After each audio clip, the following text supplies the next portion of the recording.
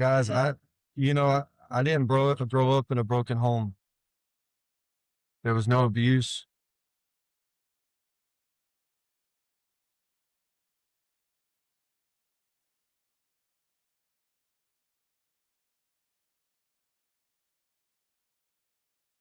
Uh,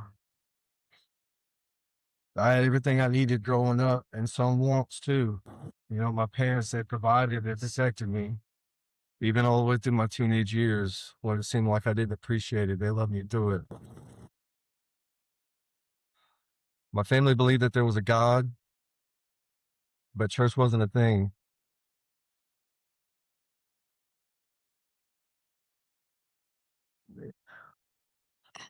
So I did what I was taught: grow up, get a job, start a family. But somehow I knew that there was more to life than just that. But with no good explanation, and tired of feeling sad, I was willing to do anything. Growing up, I chose my friends based off what they could offer me. Some had parents with really stocked liquor cabinets. Others could get me weed or pills. And by the time that I'm 16, I'm partying every weekend with a 3.25 GPA, flying under the radar with my parents completely unaware of what I was doing. As a junior in high school, it seemed like God had a vendetta on my family. With several trips to the funeral home, it just left me with my anger growing towards God. I remember hearing a preacher at a funeral service trying to convince me of a heaven that I never heard of. But not knowing who God was left me coming up with who I thought he was. Angry and depressed, questioning if God was real, then why could this be happening? As a senior in high school, I'd be working part-time. Now making my own money. I didn't have to rely on my friends' parents' liquor cabinets. I could get my own.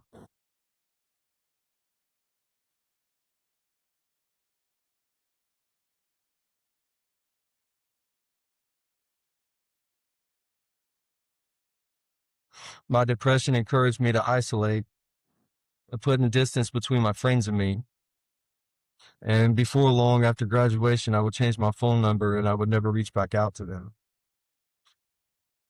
With friends out of the picture, I would fill that spot with family. And plus, my family was doing the kind of hard drugs that my high school friends didn't want to do. But with all that being said, I don't blame any of my family for anything that happened. Nobody put a gun in my head.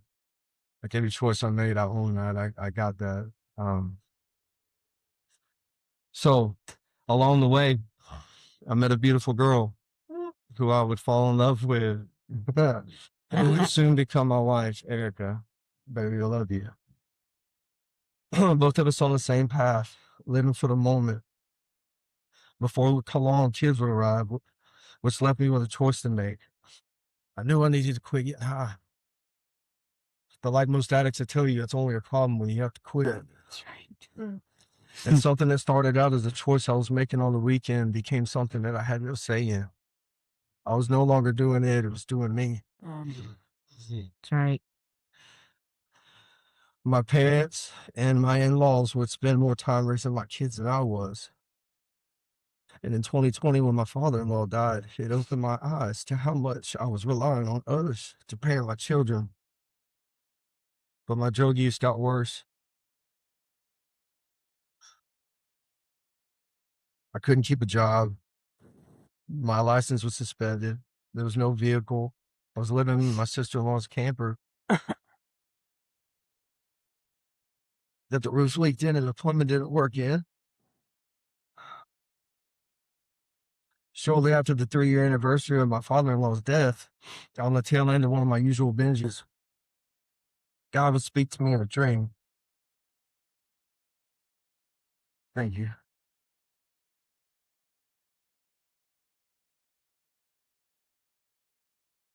He clearly showed me that my addiction would be the death of me.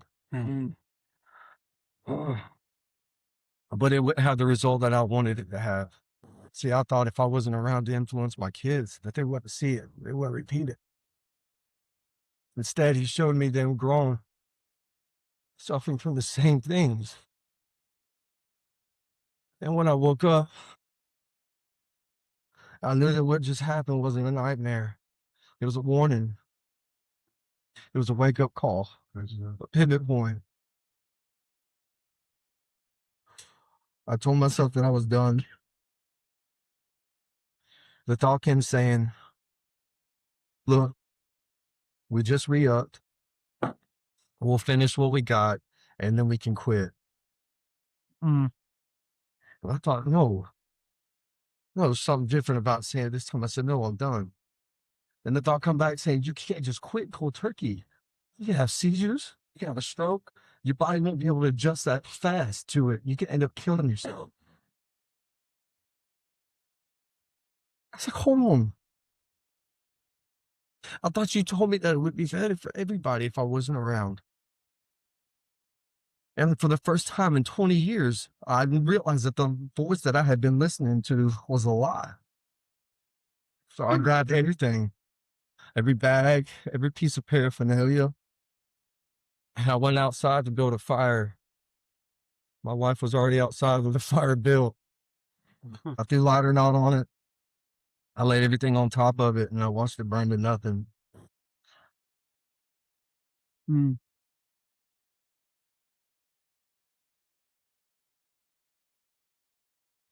And it was this moment where the God that I knew I was running from, I was mad at, I didn't want nothing to do with.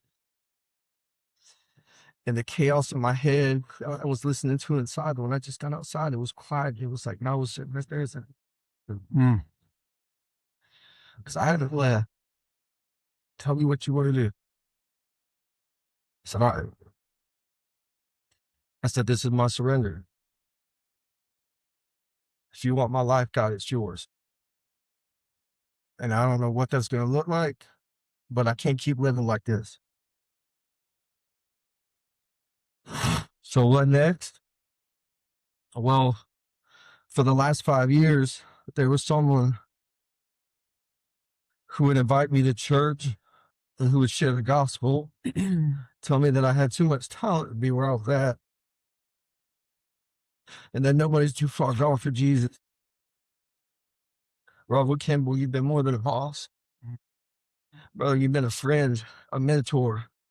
And then soon would become my brother in Christ, because see, in my lowest moment, I would take Robert's advice and I'd surrender my life to Jesus Christ.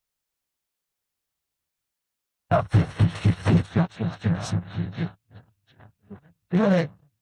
the church he had been inviting me to, yeah, you guessed it. I would walk to the doors of Momentum for the first time, not knowing what to expect. It was met with a love that I didn't think was possible between people I just met. Momentum is everything I know church should be, but never thought I could find. So when the opportunity came up for me to serve risk management, I jumped on board. Yeah. Signed up for Blackwater. I joined a community group. Shout out to Chuck Kimball.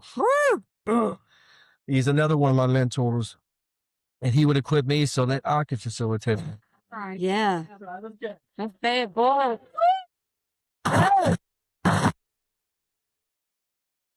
Brian Case, thank you for stepping up and discipling me. Brother, I can't count the times that you prayed for me. Yeah. That you call me, you text me, you let me know, man, God sees you, dude. Just keep doing what you're doing. Keep grinding, keep going, man. I love you, dude. I love you.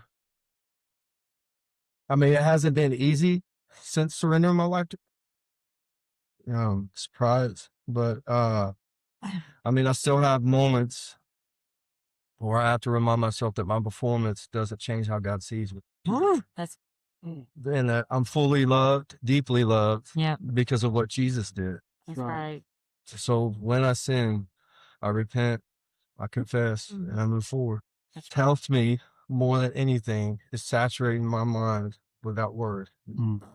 You can listen to lies so long they become real. It seems like Yeah. you listen to it long enough, it pounded in your head, and if you don't have nothing to stand up against and say, "No, I know what that is," and call it out. See, before all those years, 20 years that I had been listening to the enemy, I didn't know anything. See, I recognize his accent now. So I know when he's talking, I know his language. Right. Every time he speaks, he lies. That's his native tongue. That's right. It's funny. I was talking with Tyler McNeely in front of the church in the parking lot one evening. And I made the comment, I was like, yeah, my memory's a little fuzzy. I said, that's back when I was building my testimony. And I never forget, he looked right at me and said, dude, you still are. That's right. And I'm like, don't. That's right. He's right. I am. You guys, y'all still are. It's like it's not over. You know what I'm saying? It's not the end of the book. That's right. Still stuff to happen. There's still stuff to do. Yeah.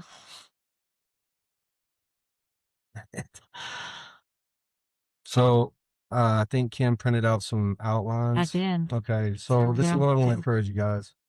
Please, if you got anything from tonight, I just pray that it would encourage you to get those outlines, write your testimony and share it, because there's a couple things happening right now. You're hearing my testimony, you're going, well, that's awesome. I believe you needed Jesus. Your life messed up. Right? No denying that. My testimony don't have all those details. I don't have the trauma. I don't have all that stuff. So what does it really matter? You don't ever discount That's or right. minimize what God gave. That's right. You know what I'm saying? Yep. It's for his glory. It's for his kingdom. If somebody needs to hear your story, That's right. for discounting, That's right. please don't bury what God gave you in the ground. That's good. Well, Mike, if you'll pull that picture up, I'm gonna close with a poem that I wrote. And that pit, I'm not looking because I'll freak out, dude. That camper is not a scrapyard. That's what I used to live in. That's right. Thank you. So foolish. That's right. Come on, Dad.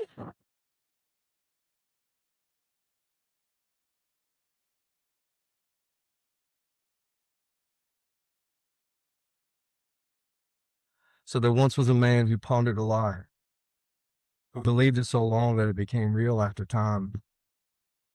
He grew up and got married and had kids of his own, reaping a harvest from seeds that were sown. Depression and anxiety would often show up for supper, recalling the years they had spent with each other. Until this man was introduced to a friend who loved him for him with no need to pretend. Said the lie he was living was so bad it was awful. Told him about Jesus and he showed him the gospel. That day strongholds were broken as chains hit the ground. And the angels rejoiced. Oh, what a sound. The hand-me-down of deception was traded for truth. It's still shaping his life and it'll work for you. And you say, how do you know this? How can this be? Because that man in the story, that man,